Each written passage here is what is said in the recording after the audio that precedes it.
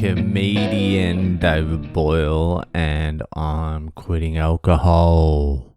So there's been a change of temperature on immigration, like in the last day or so, and it seems to be coordinated. So everyone knows what's been going on with immigration. For the last 3 years, Australia has brought in 1 million new immigrants per year.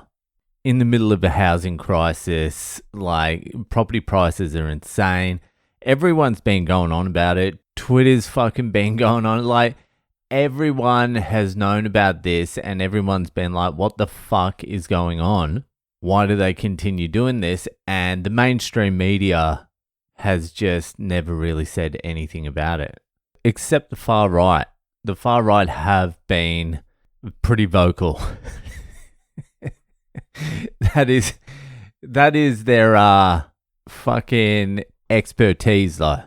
Anti-immigration is, even when there was 6 people coming in, they were pretty anti-immigration.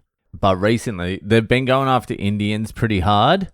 This is just in the last day or two. The mainstream media has picked up a couple of stories and now they're like, what are we going to do with all these immigrants? And you got to understand, the mainstream media is just an extension of the state.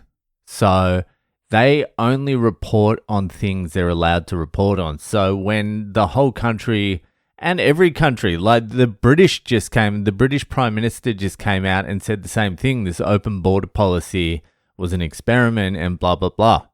Same thing in Canada as well with the immigration thing. So it's been a coordinated sort of attack. No, it's been a full-on attack. And this immigration thing, hold on, let me finish my other point. So the media is reporting on it now. It's becoming a thing. So they're fermenting, and they're not reporting on it positively either. They're not like, these new immigrants have been a wonderful addition to this country. It's all xenophobic shit. They're stealing the same old shit. But I'm like, why now? Why have they pulled the trigger on this now? Something's definitely coming. There's an economic collapse. It's going to be coming pretty soon. I'd say late next year. We're going to be going through a real rough period. But the way I look at the immigration thing, why they did it, because no one asked for it. It's just the politicians did it for whatever reason in every Western country at the same time. And now they've flipped the switch and all of a sudden they're like, oh no, what are we going to do with all these immigrants? And this is what I think the immigration thing has been about. So, the people in power, the globalists, the elites, the power structures, the bankers, corporations, all the big power players, money players, all those sorts of people, they are international. They don't give a fuck about any single country. They consider the whole entire world their country. And they're all in cahoots. Every country, the elites of every country know each other better than they know the populations of these countries. Let's just say, can you give me this? The billionaires of each country, whether it be fucking Taiwan or fucking Mexico, the US, Australia, they all know each other better than they know you and me. You get what I mean? So their country is the entire world. And for that power, that small power center, which is global, that has no real loyalty to any country, the biggest danger to their power is strong, independent, nationalist countries. So, for example, a Russia, a people where they're galvanized under a culture and a nation. Russia, China, Vietnam, they bomb the shit out of them. Go back to Germany. I think that's what started the fear of this whole thing, was the Germans, how powerful they got under the Nazis. So a strong, independent national country needs to be fucking crushed.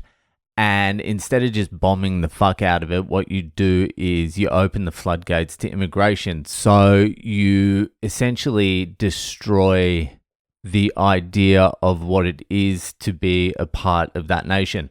Like to be an Australian back in the 80s and 90s, and there was strong nationalism back then.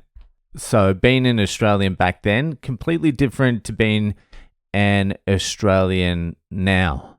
Like the idea of what an Australian is very fucking blurry now. I think it's 30% of the population now wasn't even born here. And I'm neither here nor there on that either, because my dad's from New Zealand. He wasn't born here, and my wife wasn't born here. And my grandmother's Polish. And my great-grandparents were fucking Irish. So I don't even know how Australian that makes me.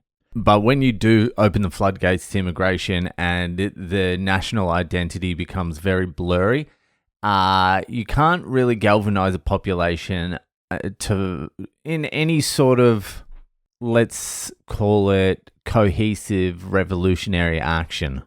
There's just no galvanizing principle to get the population moving as one.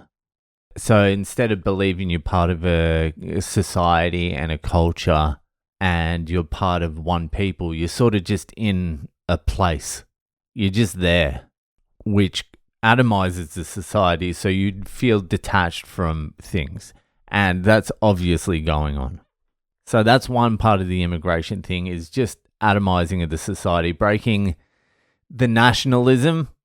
They also do that for other reasons, business reasons anyway, to take fucking control of the resources.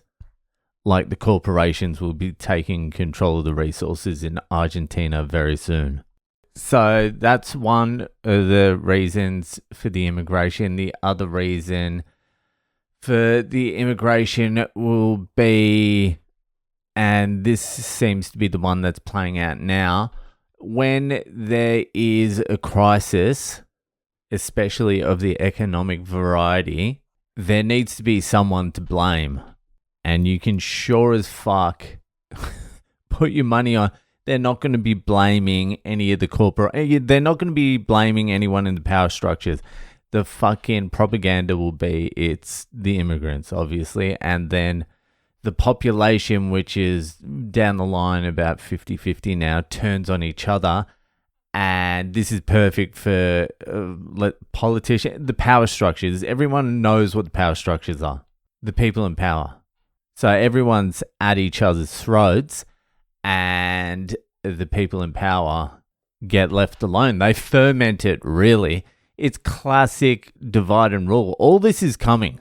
And everything's so fucking confusing now that it is just so fucking hard to get your equilibrium and know what the fuck's going on. But this recent change in the attitude to this immigration thing, it's done very precisely and very specifically because something is 100% coming. There's going to be an economic meltdown, and there needs to be a distraction for the elites. Because if the people weren't fighting each other, then they might figure out who they should be fighting and who fucking caused the whole thing. You know what I mean? And that is a very precarious place to be if you are the one who caused it. So when fucking people blame immigrants who were basically invited to leave their shitty country earning whatever the fuck nothing to a better country, which is the obvious move to make. And if you don't believe me, you're going to find out at some point in your lifetime now, if you're in your fucking 20s, you're going to be fucking wanting to move to a better country. Even if you're in a country that's perceived to be a great country now. I can guarantee you that. But they basically what I'm saying is they've imported a scapegoat. And that's in every Western country. Watch it play out. No one will go after the people who caused the whole thing. The immigrants aren't the ones who caused it. The immigrants are only there because we bombed the shit out of most of their countries and then invited them over to come stay at ours. So when you're so when you're frothing for blood, just fucking remember that. Remember whose blood you're meant to be frothing over. But that's what they want you to do. They want you to go after each other. It's a tale as old as time. Divide and rule, and don't fall for the bullshit. It's very obvious. Anyway, that'll fucking do it for tonight. Enjoy the rest of your weekend, and I'll see you the fuck later.